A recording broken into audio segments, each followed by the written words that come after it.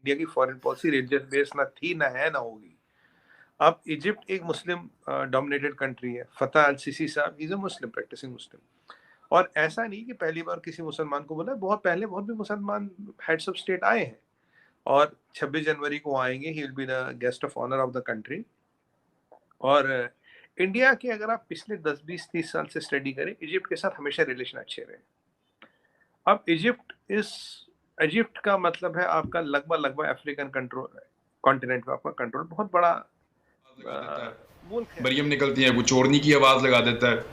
अब इनके जो अपने वहां पे बंदे हैं जिनको इन्होंने सैलरीज पे रखा हुआ है और उनके मफादात का ये हिसाब किताब करते हैं। आप देखें जितने बंदे नवाज शरीफ के आसपास है ना, वो सारे पाकिस्तान में ऑलमोस्ट मफरूर हैं और उन सबके ऊपर केसेस हैं। तो मियाँ साहब ने अपनी तरह के बंदे इकट्ठे किए हुए हैं, तो वो वहां पे अब गुजारा मुश्किल होता जा रहा है क्योंकि पाकिस्तानी बाज नहीं आ रहे। इन्होंने बड़ी कोशिश की है, पाकिस्तानियों को पैसा भी ऑफर किया है कईयों को।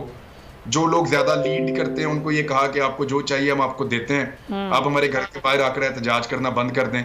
जब लोग बाज नहीं आ रहे तो अब इनको वो मुल्क छोड़ना जाकिर पड़ेगा। नाइक, मैंने जब इस आदमी को देखा था, मैं आपको थोड़ा सा बता दूं, सुमित साहब बैठे हुए, लेकिन मैंने पहली दफा इनको उस वक्त इनका टीवी चैनल पाकिस्तान में दिखाया जाता था, और ये मेरे ख्याल 10 12 या 15 साल पुरानी बात है।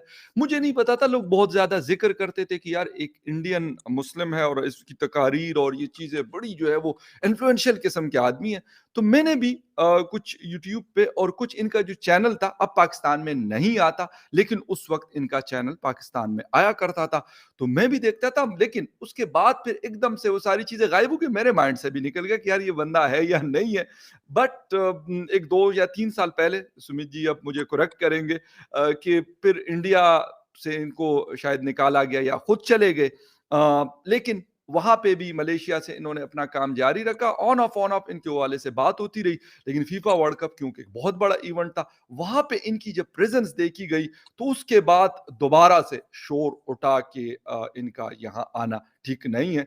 और इंडिया ने ऑफिशियली तो नहीं बताया, लेकिन कुछ इंडियन एक दो मिनिस्टर्स की मैंने स्टेटमेंट्स पढ़ी है कि शायद इंडिया ने ये बात कतर के साथ उठाई है, और कुछ इंडियन मीडिया ने रिपोर्ट भी किया है कि कतर ने एक्सक्यूज किया है कि हमने ऑफिशियली इनको नहीं बुलाया था।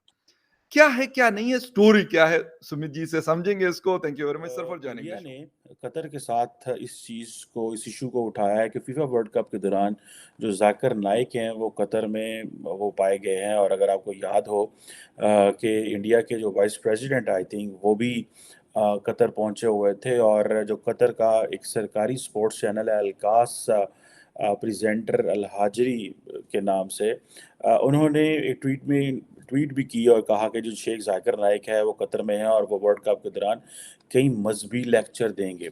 इधर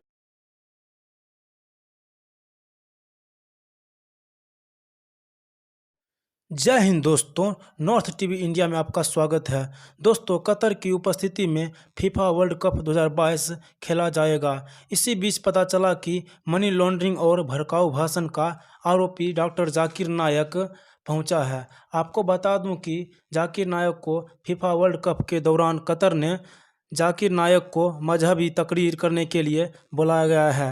इन खबरों के बाद से ही इंडिया और कतर के बीच राजनीति तनातनी जोर हो गई है। मगर अब कतर ने इस मामले पर भारत को सफाई दी है कि सूत्रों के मुताबिक डिप्लोमेटिक चैनलों के जरिए कतर ने भारत को कहा कि उसकी तरफ से जाकिर नायक को नहीं बुलाया गया है।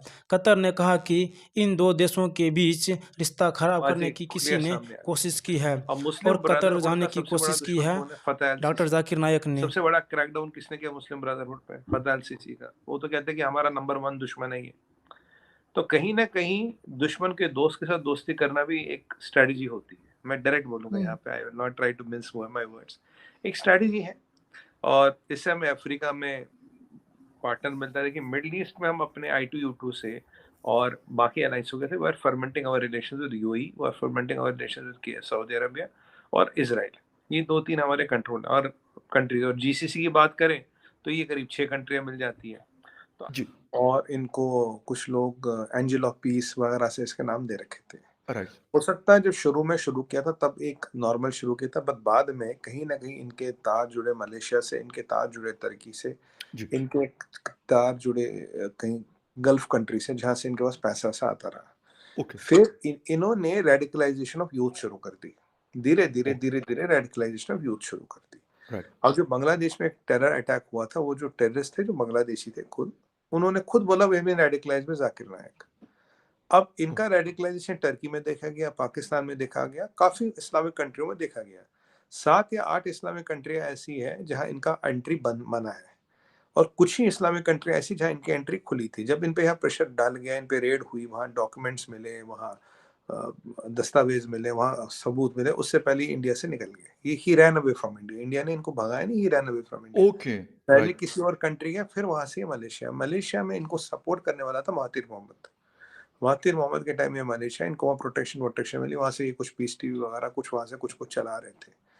अब ये पर्सन है जिसके पास FEMA regulations, money laundering, terror funding, radicalisation of youth, और जी आईसिस की रिक्रूटमेंट में इसका बहुत बड़ा रोल था। आईसिस में जो यहाँ से थोड़े बहुत लोग हैं, उसके रिक्रूटमेंट में इसका रोल था। जी तो और ये नहीं तो भागता नहीं। देखिए, अगर मतलब कहते हैं चोर की दाढ़ी में तिनका, वो भागेगा क्यों? अगर उसने कुछ नहीं किया, वो क्यों भागेगा? वो भाग गया। जी और काफी इस्लामिक कंट्रियों ने इन्हें वीजा देने से भी मना कर दिया, इंक्लूडिंग सऊदी अरबिया। सऊदी अरब ने इनको वीजा नहीं दिया, कह रहा यहाँ जी नहीं आएगा। तो फिर ये मलेशिया ने इनको वीजा दिया, और इनके शायद मेरे ख्याल 2 ही एक ऑप्शन खुले थे, मलेशिया या टर्की। तो मलेशिया ने, इंडोनेशिया ने भी शायद इनको मना कर दिया, इंडोनेशिया ने भी आने ही नहीं थे, कह रहा यहाँ नहीं आओगे। तो मोहतीर का आप जानते हैं, उसका जो कॉन्स्टिट्यूंसी है साउदर्न मलेशिया में, वो अपना एक जी ब्रांड ऑफ इस्लाम चलाते हैं, उसके कारण उनकी कॉन्स्टिट्यूंसी, उसके कारण वो चुन के आते हैं। आप लेकिन अगर देखा जाए तो over the period of time later on, ठीक है जी, वो एक सुनने में आया कि अभी फॉरेन ऑफिस ने को बताया गया है, इंडियन फॉरेन ऑफिस को बताया गया है कि ये जो जाकिर नाइक आए थे, ये बेसिकली ऑफिशियल विजिट पे नहीं आए हुए थे। अब देखिए, इंडिया जो है वो जाकिर नाइक के ऊपर क्यों इतना ज़्यादा वो कर रहा है। उसकी वजह ये है कि जो जाकिर नाइक है, वो कहते हैं कि इंडिया के अलावा बांग्लादेश में भी जाकिर नाइक जो है उनके खिलाफ एक तो नफरत अंगेज तकारीर और इंतहा पसंदी जो है एक्सट्रीमिज्म को फ़रोग देने के ऊपर उनके इल्ज़ामात हैं। और जाकिर नाइक ने मलेशिया में पनाह ली हुई है और वहाँ के भी बेसिकली रिहायशी हैं। अब अच्छा, मज़े की बात है, सिर्फ जाकिर नाइक के ऊपर इंडिया या बांग्लादेश में नहीं, कनाडा, श्रीलंका, बरतानिया में भी आई थिंक इनका जो पीस टीवी नेटवर्क है उसके ऊपर पाबंदी है, जहाँ पे ये कहा जाता है कि ये अहमदियों शियों के बारे में बड़ा जो है वो बातें उनके खिलाफ करते हैं। और बेसिकली जो इंडिया को बड़ा प्रॉब्लम ये था कि बहुत ज़्यादा ये कन्वर्जन्स करते हैं, लोगों को, हिंदुओं को मुसलमान कर रहे हैं, हेट स्पीच कर रहे हैं। तो इस हवाले से उन्होंने बात, और अगर आपको याद हो, जो असल प्रॉब्लम बेसिकली इंडिया को फील हुआ है वो ये है कि कतर की जो